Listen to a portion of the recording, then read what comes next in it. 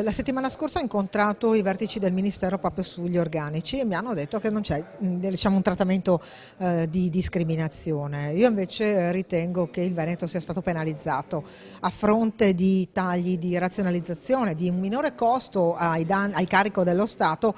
Noi veniamo penalizzati e siamo stati tagliati molto. Notizia, evidenzia l'assessore Donazzan, confermata anche dai sindacati.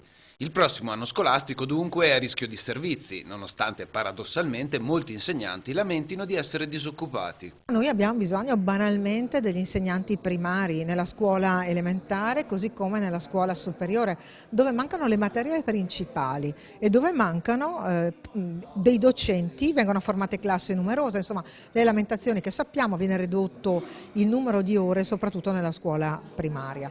Questi sono problemi importanti che il governo il Ministero, forse perché è troppo distante dal territorio, non riesce a comprendere. Ma concretamente, che cosa potrebbe accadere con l'inizio del nuovo anno scolastico? Si rischia di vedere ridurre il monte ore, si rischia che famiglie che avevano fatto per esempio una richiesta di tempo pieno, un tempo prolungato, non se la vedano riconoscere, si rischia di vedere classi troppo numerose anche nelle scuole superiori. E questo evidentemente va contro la qualità della scuola che noi abbiamo dimostrato in questi anni.